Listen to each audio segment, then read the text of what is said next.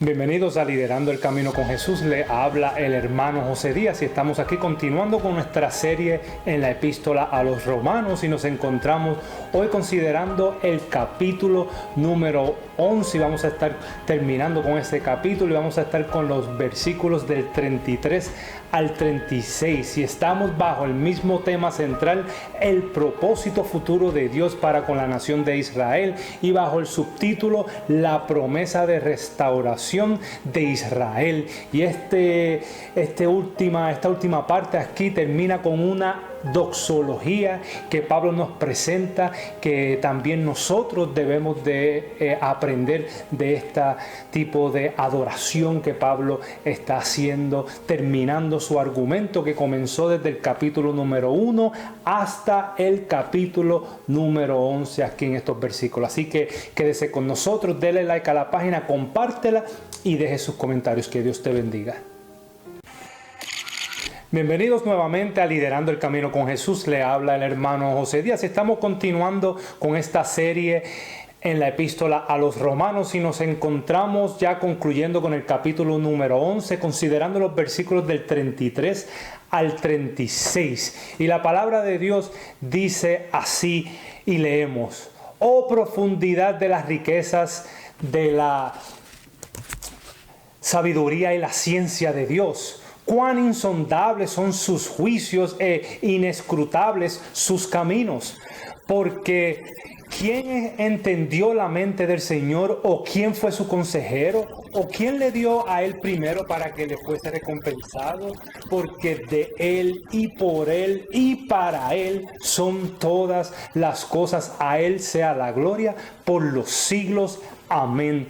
Nos hemos embarcado en esta serie en la epístola a los Romanos y ahora el apóstol Pablo cierra su argumento que comenzó desde el capítulo número 1 hasta ahora el capítulo número 11, donde estuvo presentando que el ser humano en su estado natural es completamente corrupto y pecaminoso como resultado de la caída de Adán y Eva. Y poco a poco el apóstol Pablo comenzó a escalar la cordillera de esta montaña presentando el evangelio de la gracia, el cual somos justificados por fe solamente en la obra completada de Jesucristo y a través de la elección divina, el llamado eficaz de Dios y la predestinación y luego la justificación y la santificación va a terminar en la glorificación de todos nosotros que hemos sido elegidos y de todos los creyentes, y ninguno se va a perder.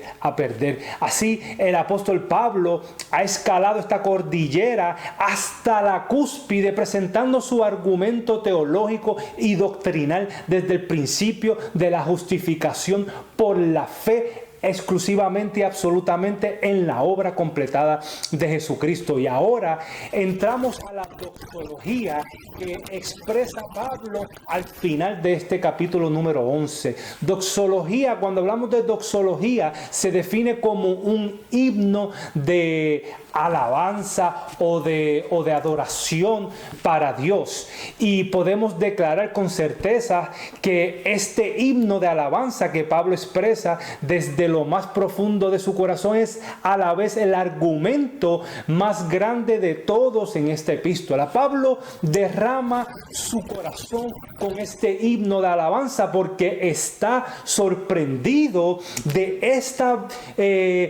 toda esta verdad que estuvo exponiendo desde el capítulo número 1 hasta ahora, y de la inspiración de Dios que le ha revelado. Él está sorprendido de que el Espíritu Santo le haya revelado esta verdad de la justificación por la fe solamente y no por obra, sino por la obra completada de Jesucristo. Al mismo tiempo, deseando que todos los lectores estén tan sorprendidos como él estuvo y los impulse a abrazar esta verdad de la justificación por la fe y puedan expresarlo con sus propias doxologías. Leemos ahora nuevamente el versículo 33. Oh, profundidad de las riquezas de la sabiduría y de la ciencia de Dios. Cuán insondables son sus juicios e inescrutables sus caminos. Es decir, cuando consideramos los tratos y los pactos de Dios con Israel, con los gentiles en el antiguo pacto y en el nuevo pacto, y ahora con nosotros en el presente, no es posible entenderlos por completo, no porque no hay ningún motivo o razón para hacerlo, sino que como seres humanos finitos y limitados en conocimiento, nuestra habilidad para comprender las profundidades de las riquezas de la sabiduría, de la ciencia y de los tratos de Dios son limitados. Se nos dificulta a nosotros como seres humanos entender a veces hasta la gracia de Dios por fe en la obra completada de Jesús, porque como humanos deseamos formar parte del plan de Dios en la salvación y deseamos el orgullo, deseamos que la gente vea que nosotros somos súper cristianos, que oramos, que ayunamos, que hacemos, que nos abstenemos alimentos, que hacemos algo mucho más allá que el prójimo o que el hermano cristiano. Además, todo lo que nos pasa en nuestro peregrinar cristiano, mi amado oyente, es para nuestro bien, aunque sea sufrimiento y para el bien de Dios desde una perspectiva macro, como Dios soberano y el Dios que todo lo puede. Cuando nos comparamos con Dios en cuanto a sus caminos y sabiduría, somos como bebés en pañales todavía. Allá en el libro de Isaías, en el capítulo número 55, versículos del 8 al 9 nos dice: porque mis pensamientos no son vuestros pensamientos, ni vuestros caminos, mis caminos, dice Jehová. Como son más altos los cielos que la tierra, así son mis caminos, más altos que vuestros caminos, y mis pensamientos más que vuestros pensamientos. Diciéndolo de otra manera, los pensamientos de Dios no son como los de los hombres, sino que sus pensamientos trascienden más allá, porque como Dios creador de todas las cosas, como Dios soberano de todas las cosas, Él hace lo que le plazca, ya que tiene derecho y autonomía sobre todo lo existente en el universo. Es decir, no importa cuánto usted pueda ir adentro, afuera, pueda ir abajo, arriba de las riquezas de la sabiduría, de la ciencia, de las decisiones y de los caminos de Dios, nunca podrá llegar al final, porque no hay nadie ni nada más grande que los misterios profundos de Dios. Por lo tanto, no existe nada que nosotros como humanos podríamos hacer o darle a Dios en todo sentido de la palabra que Él ya no tenga. E inescrutables sus caminos, es decir, sus caminos no pueden ser rastreados. Aunque intentemos seguir las huellas de Dios, vamos a perdernos en el camino. El salmista dice en el capítulo número 77 de los Salmos, en el versículo 19: en el mar fue tu camino, y tus sendas en las muchas aguas, y tus pisadas no fueron conocidas. Esta es la grandeza de Dios. Estas son palabras profundas del salmista, del rey David. Dios camina en el mar y no podemos encontrar sus huellas. Esta sabiduría de Dios es evidente en toda la Escritura, desde Génesis hasta Apocalipsis, desde el Antiguo Testamento hasta el Nuevo Testamento. Y como creyentes debemos de abrazar esta verdad de la sabiduría y de los caminos de Dios, que son inescrutables. Ahora, pasemos a leer el versículo 34, que Pablo sigue con su doxología, con su alabanza. Él está diciendo cuán grande y cuán las riquezas de tu sabiduría, de tu ciencia y de tus caminos. Y ahora viene y dice: ¿por qué? ¿quién entendió la mente del Señor? Él hace tres preguntas. Dice primeramente, ¿quién entendió la mente de Dios? Porque ¿quién la entendió? ¿O quién fue su consejero? En estas primeras dos preguntas que vamos a considerar, la respuesta es una de carácter retórico. La respuesta es muy simple. Nadie, ni una sola persona en el mundo ha podido conocer toda la mente de Dios. En otras palabras, no podemos aconsejar a Dios en nada que Él no conozca de antemano. Hoy en día, muchos llamados profetas, evangelistas, cristianos, pastores y hasta iglesias les gusta decir que ellos saben lo que Dios está haciendo y está diciendo, y esto es algo absurdo, mi amado oyente. Pensar que podemos entender la mente perfecta de Dios es imposible, aunque Dios se ha revelado a través de su palabra y nos habla a través del Espíritu Santo. La creación también revela su voluntad, y sobre todo pudimos conocerlo por su Hijo unigénito. Todo lo que podemos saber de Él es lo que decidió revelarnos, que a veces es algo pequeño de cuando lo comparamos de quién es Dios en realidad. Y está registrado en la Biblia todo lo que debemos de saber acerca de Él. Y Él registró lo único que quería revelarnos a nosotros. Sin embargo, no todo lo que es Dios está en la Biblia. Pero muchas veces nos deja con misterios que no comprendemos. Por ejemplo, Pablo dice en la primera epístola a los Corintios, en el capítulo número 2, en el versículo número 7, mas hablando de sabiduría de Dios en misterio, la sabiduría oculta, la cual Dios predestinó antes de los siglos para nuestra gloria. Y esta sabiduría, que era un misterio antes, pero ahora es revelada, es la muerte, vida y resurrección de Jesucristo. En el pasado no se entendía, pero ahora es revelada a nosotros que vivimos en el Nuevo Testamento. Pero para muchos es un misterio todavía en el presente. En la misma epístola a los Corintios, en el capítulo número 1, en el versículo 18, Pablo dice: porque la palabra de la cruz es locura a los que se pierden, pero a los que se salvan, esto es, a nosotros los cristianos, es poder de Dios. Ahora, la segunda pregunta del versículo 34 dice: ¿O quién fue su consejero? Mi amado oyente, Dios no tiene quien lo aconseje. Él no necesita consejos de nadie. ¿Por qué? Porque Él sabe todo lo que hay que saber. De hecho, Jesús, cuando estuvo con nosotros en la tierra, nunca pidió consejos a nadie.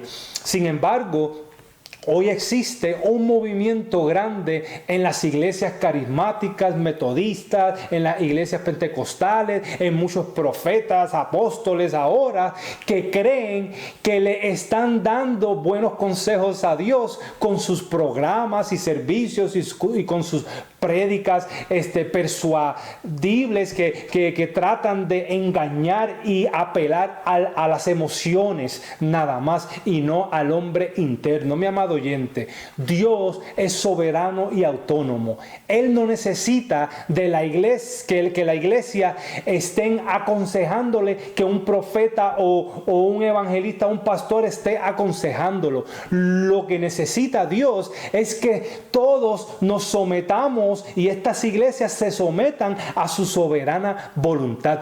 De hecho, Job chocó de frente con esta verdad. Allá en el libro de Job, en el capítulo número 42, en el versículo número 3, leemos que dice: ¿quién es el que oscurece el consejo sin entendimiento?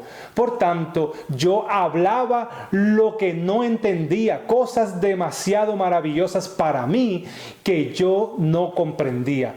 En otras palabras, Job se dio cuenta que lo que él hablaba eran palabras sin entendimiento, que él mismo ni entendía lo que estaba diciendo. Prosigamos con la tercera pregunta en el versículo número 35, que dice: ¿o quién le dio a él, a Dios, primero para que le fuese recompensado? En otras palabras, Dios no paga sus deudas porque no le debe a nadie. Por lo tanto, no solamente usted no puede darle ningún consejo a Dios, ya que sabe todo lo que hay que saber, pero tampoco podemos darle algo primero que no sea ya de Él. Por consiguiente, Dios no le debe nada a usted, mi amado oyente, ni a mí tampoco, y nunca lo hará. Tenga esto muy claro y presente todos los días. Y esta cita que Pablo dice aquí es sacada del libro de Job, del capítulo número 41, en el versículo 11, que dice: ¿quién me ha dado a mí primero para que yo restituya? Todo lo que hay debajo del cielo es mío, dice Dios. Es decir, Dios no le debe favores a nadie en el universo, ni en los cielos, ni debajo de la tierra, ni en lo más profundo, ni en lo más lejano, ni en lo más cercano. En ninguna parte existente Dios no le debe a nadie. Al contrario, nosotros le debemos todo a Dios. Es decir, le debemos una deuda que no se puede pagar ni si viviéramos por más de 50,000 o 50 millones de años. Continuemos con el versículo número 36, que cierra esta doxología tan hermosa y profunda del apóstol Pablo. Y leemos que dice: porque de Él, por Él y para Él son todas las cosas. A Él sea la gloria por los siglos. Amén. La expresión de Él significa que Dios es la fuente y causa de todo lo existente. Las palabras por Él significa que Dios es el medio por el cual todas las cosas son sustentadas. Y las palabras para Él significa que Dios es el propósito y objetivo de todas las cosas, por lo que todos al final de los tiempos vamos a tener que responder ante Él, ante Dios. Como resultado, la gloria le pertenece a Él, a Dios absolutamente. Si fuera como los arminianos piensan y enseñan, si fueran como los carismáticos, los pentecostales y como estas otras denominaciones, los adventistas, los mormones y todo esto enseñan que nosotros debemos de obrar, seguir el sábado, abstenerte de ciertos alimentos, tienes que venir a la iglesia, obligatorio, tienes que ayunar, tienes que venir a campaña y que tú tienes que hacer tu parte después de ser salvo, ¿sabes? Porque cuando tú eres salvo, ahí no termina. Tú ahora tienes que obrar y trabajar. Y Dios hace su parte también. Él hizo ya su parte con el Hijo cuando murió, pero ahora te toca a ti hacer su parte. Si fuera así, entonces sería algo parcialmente en el texto. Y el texto no sugiere nada de esto. Porque dice, porque de Él, por Él y para Él. Porque si fuera así parcialmente, que nosotros tenemos que obrar para ganarnos la salvación y para mantenernos salvos hasta que Jesucristo venga, sería de esta manera. Porque por parte de Él, por Él y por una parte para Él son todas las cosas. Por lo que la otra mitad también sería y dijera: de nosotros, por nosotros y para nosotros. Pero esto es una herejía y no lo enseña aquí Pablo y no lo enseña la Biblia. Si fuera así, tendríamos una gloria disminuida. Dios Dios tendría una gloria disminuida y robamos a Dios de su gloria por atribuirnos a nosotros mismos las obras que ya completó Jesucristo en la cruz del Calvario. Al declarar consumado es decir, está terminado, completado, finalizado, no hay más que obrar. Ya Jesús lo hizo todo por nosotros. Ya usted es salvo de por vida, porque la promesa es vida eterna. Y como es vida eterna, no la puede perder, porque ¿cómo va a perder algo que es eterno? Por esta razón es que la primera mitad de este versículo 36 es una teología fundamental que debemos de elevar en nuestras iglesias. Y como resultado es válida a través de una doxología al final de este versículo 36, declarando: a Él sea la gloria por los siglos. Amén. ¿A quién? ¿Quién es Él? Debemos de preguntarnos. ¿Y qué gloria por los siglos? ¿Sabe quién es Él? Pues es a Dios Padre, le pertenece toda la gloria. Romanos 5:8 nos dice, si se acuerdan, mas Dios muestra su amor para con nosotros. Y aquí está refiriéndose a Dios Padre, en que siendo aún pecadores, todavía está Dios Padre, Cristo murió por nosotros, dio a su único Hijo para morir por nosotros. Dios Padre y Dios Hijo. A Dios Padre le pertenece toda la gloria. La misma analogía la vemos en Juan 3:16. Porque de tal manera amó Dios al mundo, a Dios Padre, que ha dado a su Hijo unigénito para que todo aquel que en Él cree no se pierda, mas tenga vida eterna. Ahora, ¿cuál gloria se está refiriendo Pablo? Bueno, él se refiere a la gloria atribuida a Dios a través de nuestra doxología, de nuestra alabanza hacia Él. Apocalipsis 4:11 nos dice: Señor, digno eres de recibir la gloria y la honra y el poder, porque tú creaste todas las cosas y por tu voluntad existen y fueron creadas. Nuestras vidas deben vivirse voluntariamente para la gloria de Dios Padre. Romanos 16:27 dice: al único y sabio Dios sea gloria mediante ¿quién? Mediante Jesucristo, para siempre. Amén. Hasta los que se van al infierno servirán a su gloria, a la gloria de Dios, de mala gana en la condenación y en el infierno, pero van a servir a la gloria de Dios, porque siempre Él va a mantener su gloria, porque su gloria es eterna. Como creyentes somos creados y llamados a dar a conocer la belleza y la grandeza de la gloria de Dios Padre en todo el mundo. Nuestra razón de ser es exaltar a Dios con una doxología de nuestros corazones y hacer que todas las naciones también confiesen que Jesucristo es el Señor, para la gloria de Dios, el Dios Padre. Y esto, mi amado oyente, aquí terminamos y me lleva a la siguiente pregunta. ¿Usted conoce a Jesucristo como su Señor y Salvador sin añadirle ninguna otra obra? Usted puede decir y reconocer que usted tiene vida eterna. Usted puede decir con certeza y aseguranza de que se va al cielo, que va a ir cuando usted muera. Usted tiene certeza y aseguranza de que se va a ir con Dios. Si no lo sabe, si no tiene esa aseguranza, mire, quédese con nosotros. Romanos 3:23 nos dice que por cuanto todos pecaron, todo ser humano es un pecador, es pecador y entra al cielo siendo pecador. La única diferencia es que somos pecadores justificados por la sangre de Jesucristo.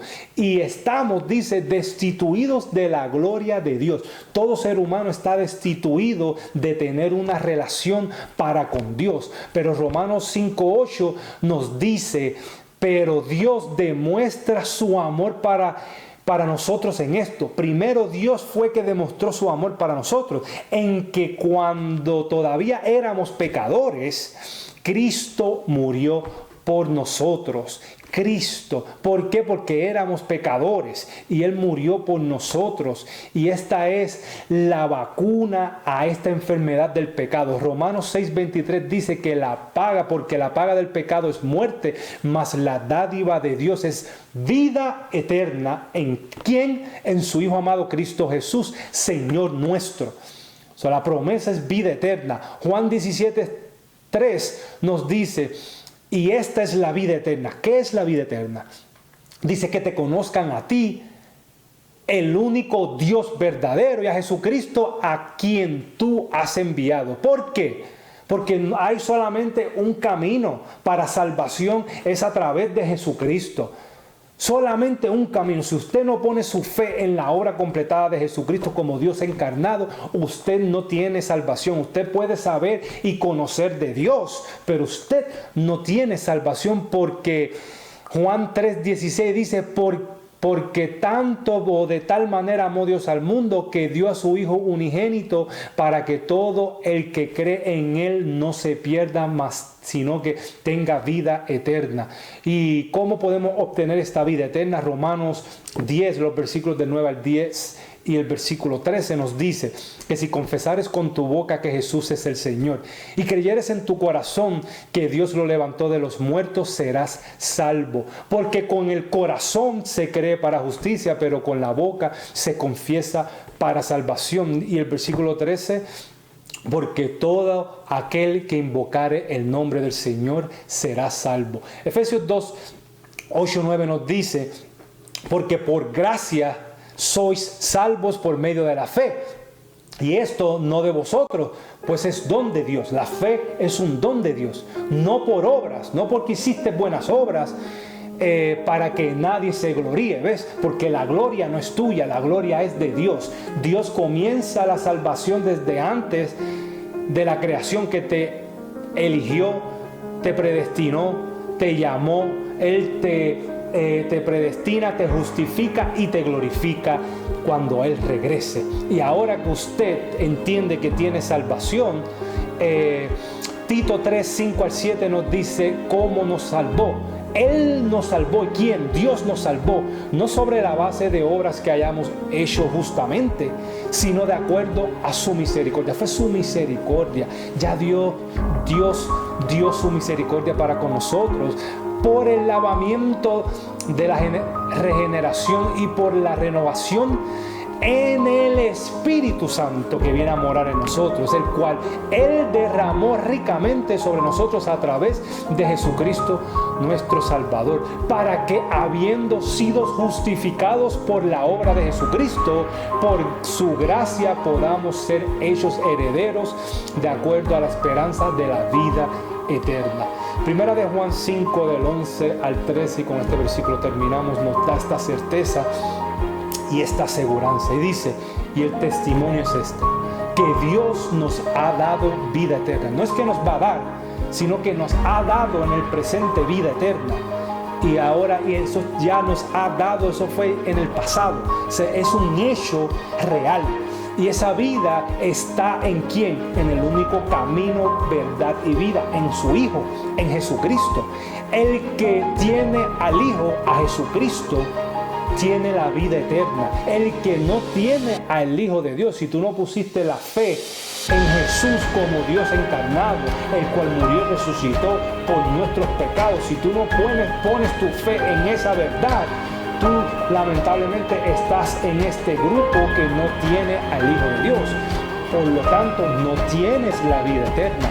Estas cosas os he escrito a vosotros, a los que tienen el Hijo ahora, a que creéis en el nombre del Hijo de Dios, aquellos que ya son cristianos. ¿Para qué? Para que sepáis, esto es una aseguranza, una certeza, esto es algo firme que no se puede mover, que tenéis vida eterna. Es vida eterna. Si es algo eterno, no se puede perder. Y para que creáis en el nombre del Hijo de Dios. Hasta aquí terminamos, mi amado oyente. Será hasta la próxima, Dios mediante, que vamos a comenzar en el capítulo número 12, en la vida práctica cristiana del creyente. Así que quédese hasta la próxima. Dele like a la página, compártela y deje sus comentarios. Que Dios te bendiga.